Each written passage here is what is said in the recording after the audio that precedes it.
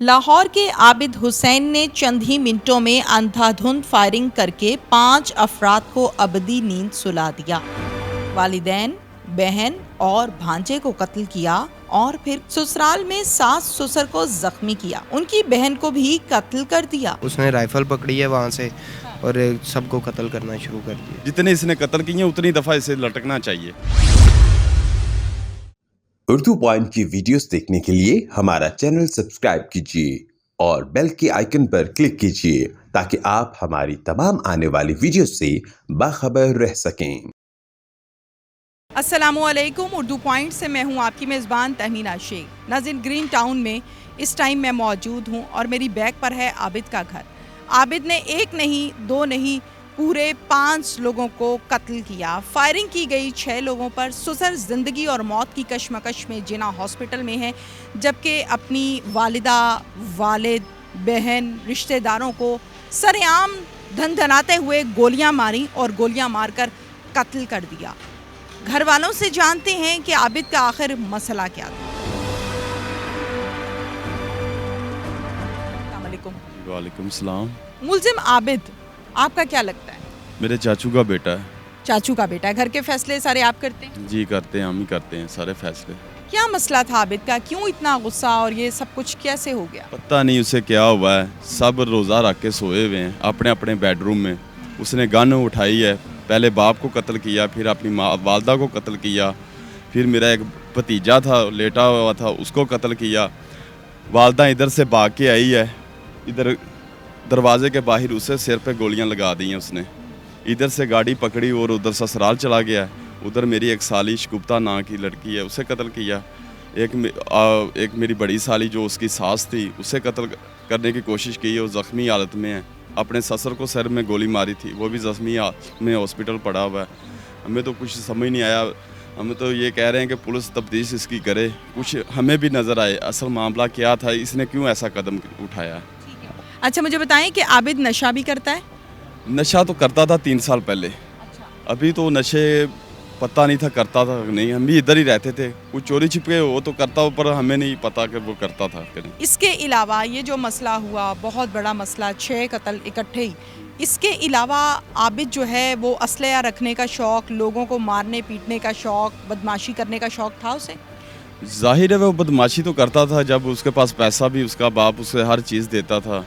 बहरहाल उसके हमारी वजह से उसे कोई तंग नहीं करता था, कोई उसके साथ लड़ता नहीं था। बस पता नहीं उसे क्या हुआ है, अपना पुलिस उसे तफ्तीश करे। घर में कोई झगड़ा वगड़ा तो नहीं हुआ था? नहीं, कोई झगड़ा नहीं हुआ था। बेटे उनके एक बाप के साथ सोया हुआ है, एक माँ के साथ उसका सोया हुआ है। आबिद के 3 बेटे हैं? 3 बेटे हैं। और बेटियाँ? कोई बेटी कोई भी नहीं है। 3 बेटे ही हैं। आबिद की अहलिया किधर है? उसकी वाइफ वो घर में है।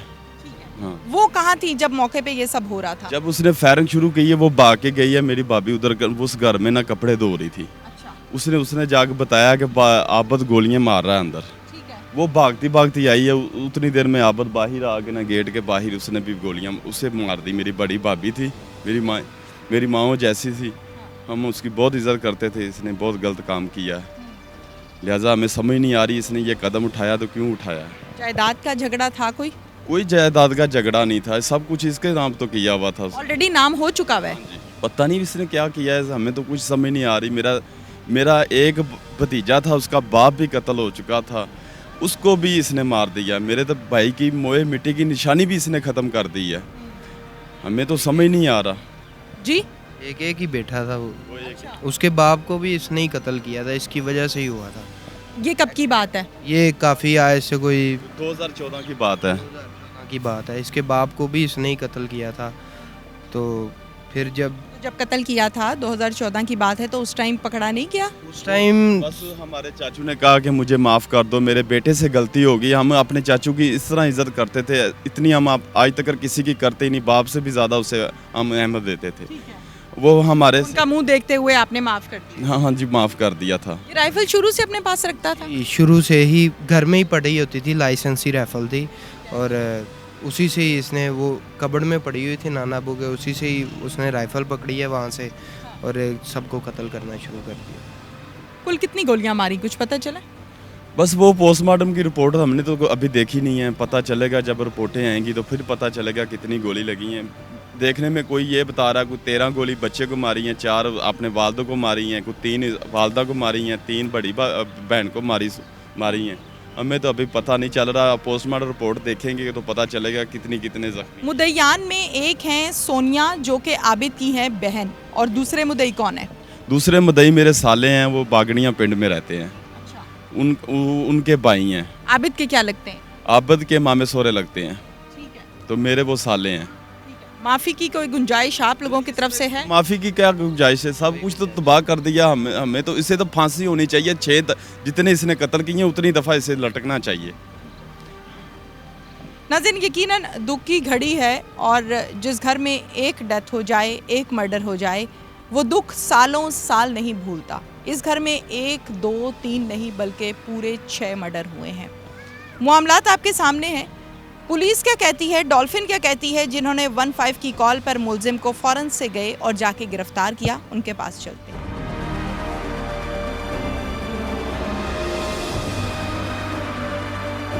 डीएसपी डॉल्फिन अब्दुल गफूर साहब मेरे साथ इस टाइम मौजूद हैं। इस केस के हवाले से डिटेल्स हम इनसे जानते हैं कि हुआ क्या था, कितनी टीमों ने कितने वक्त में मुलजिम को गिरफ्तार किया। अस्सलाम वालेकुम। जी वालेकुम सलाम। गफूर साहब बताइएगा कि वकूआ कब का है, कैसे गिरफ्तार किया, क्या डिटेल्स हैं? 15 पे कॉल हुई, मेरी टीम थी 350, वो बागड़ियाँ चौक नाका पे स्नैप चेकिंग कर रही थी, और दूसरी जी थी वो गाजी चौक में कर रही थी 124 नंबर जी। 9:09 पे कॉल हुई, आईसी ने इनको बताया कि ये मैसेज ये हुआ जी।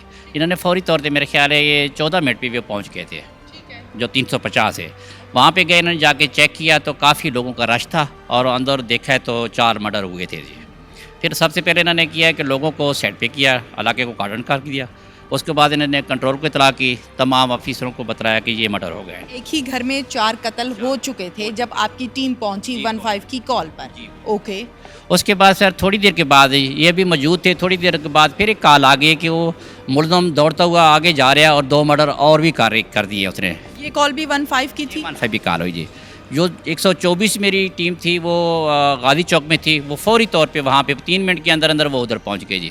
वहाँ पे आया तो 2 आदमी, एक का मर्डर हो गया था और एक जा मजरूब थी, वो रानी बीबी औरत थी कोई, वो मजरूब थी। उसको फौरी तौर पे जो 112 को बुलाया, उसको इन्होंने उस पर डाल के तो उसको भिजवा दिया जना हॉस्पिटल पे। उसके बला सारे ऑफिसर पहुंच गए मौके पे जी, एसपी एसएसपी साहब, हमारे जितने भी ऑफिसर थे थाने के, इन्वेस्टिगेशन के, सब हमला पहुंच गया था। उसके बाद हम जब सारे लोग आ गए, जब मेरे ऑफिसर आ गए थे, फिर हमारा काम नहीं था। फिर हम लोग वो जो वकूए में हुआ है उसकी गाड़ी का नंबर लिया, उसका हुलिया लिया, वहाँ से लेकर थे। फिर मैंने आके बाहर आके तकरीबन आधे किलोमीटर से काले रोड पे आके इन दोनों टीमों को मैंने बुला के फिर इनसे मैंने ब्रीफ़ किया कि ऐसे गाड़ी है, ऐसा हुलिया है, ऐसे उसने कपड़े पहने हुए हैं, ये आदमी जहाँ की भी है इसको राउंड अप किया जाए जी। इसी सलाह में एक बंदा आ जाता है मेरे पास ही, मैं उधर खड़ा ही था अभी। उन्होंने कहा कि ये गाड़ी आ रही है काले रोड से, वो गाड़ी आ रही है जिसमें वकूआ हुआ है जी। मैंने फौरी तौर के, इन्होंने उसे आवाज़ें मारी, वह दौड़ के ये आ गए मेरे पास जी। मैं कहा चलो दौड़िए जी, ऐसे दौड़ पे जी। आगे गए तो वो गाड़ी आ रही थी, हमने गाड़ी को इशारा किया रोकने का, गाड़ी नहीं रुकी।